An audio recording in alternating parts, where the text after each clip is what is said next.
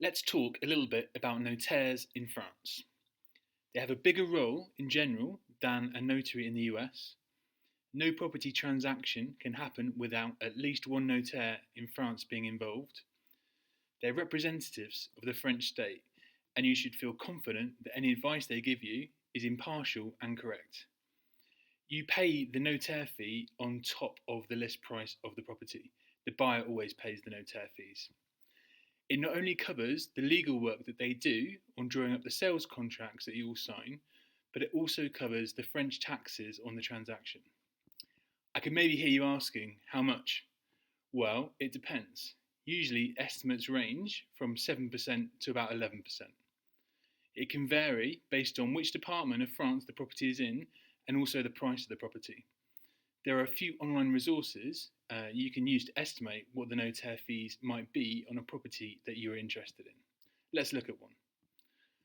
For this example, I've used the department VAR and a purchase price of €500,000. You can see the fees are just over 36,000 or 7.2%. Because some of the fees included are fixed and some are percentages, as the purchase price goes down, generally the percentage of fee goes up. So if you bought something very cheap for €50,000, same department, the notaire fee estimate is 5,200 or nearly 10.5%. If we change departments, we can see that the fees on that 500,000 purchase drop from 36,000 to just over 32,000.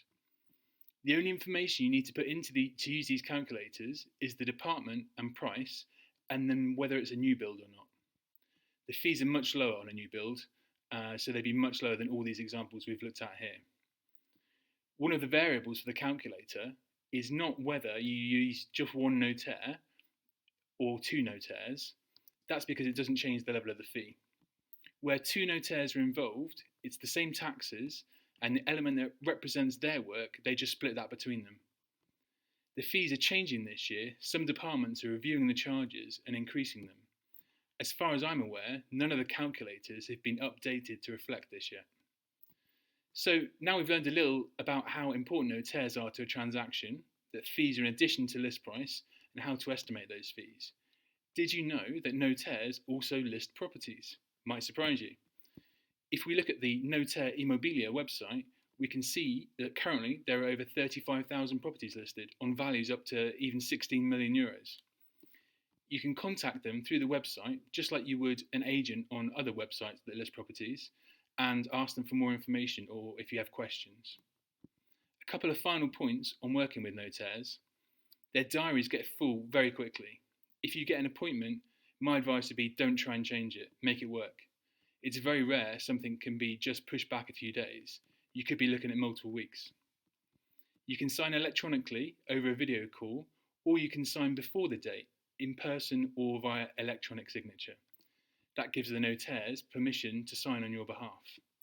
I've seen deals where there was a date for a signing and neither the buyer or the seller attended. They were using the same notaire and everyone just got an email in the afternoon saying that it had all been signed. Voila. If you've learned anything listening to this, please do check out my free 30-minute webinar.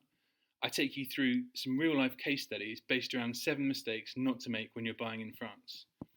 If you didn't know that notaires also list properties and you're now wondering where else there are listings that maybe you didn't know about, I've also got an online course that will help you.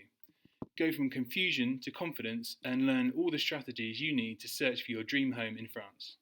Thanks for listening.